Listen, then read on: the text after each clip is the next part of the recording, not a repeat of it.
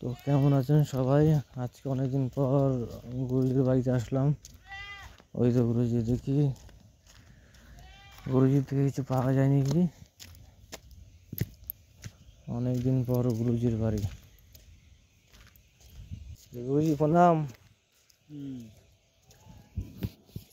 তো অনেকদিন পর গুরুজির বাড়িতে আসলাম। গুরুজি দেখি আমার জন্য বসেই আছে। তো ইনি হচ্ছে আমার গুরুজি, আমার গুরুদেব।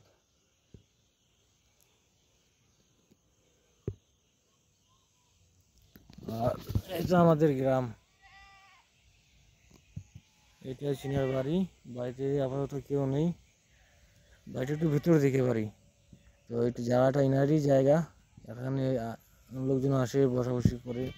তো ভিতরে একটু বাড়ি আছে। তো এখানে গুরুজির সঙ্গে দেখা,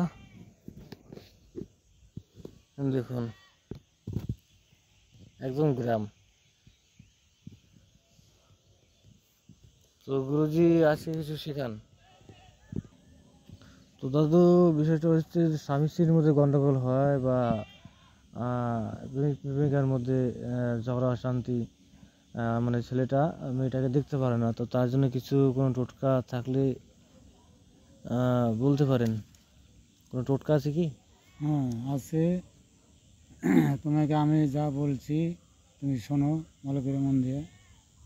কত হলো 3 শ্মশানের ছাই আর মাসিকের 1 ফোঁটা রক্ত, এটা দিয়ে যদি খাওয়াতে পারো তাহলে সারা জীবনের মতো শেষ, তোমার গোলামি খাটবে।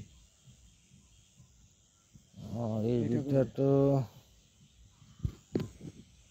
তো দাদা, এই বিদ্যা তো আমারও জানা ছিল। মানে ওস্তাদ বলতে চাইছে যে 3 শ্মশানের চাই ও মাসিকের রক্ত দিয়ে যদি খাওয়াতে পারে সারা জীবন গোলামি খাটবে।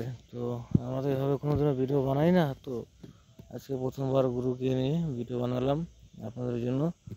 তো গুরুদেব, কত বছর হলো আপনার কাছে আমি শিখতেছি এগুলো? মোটামুটি কত হলো 12-13। 12-13 বছর। 12-13 বছর অনেক তো দিন হয়ে হয়েই গেল। গেল। তো এনারও অত বয়স। কম নয়। হুম।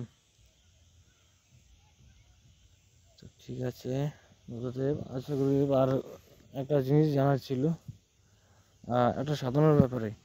সাধনার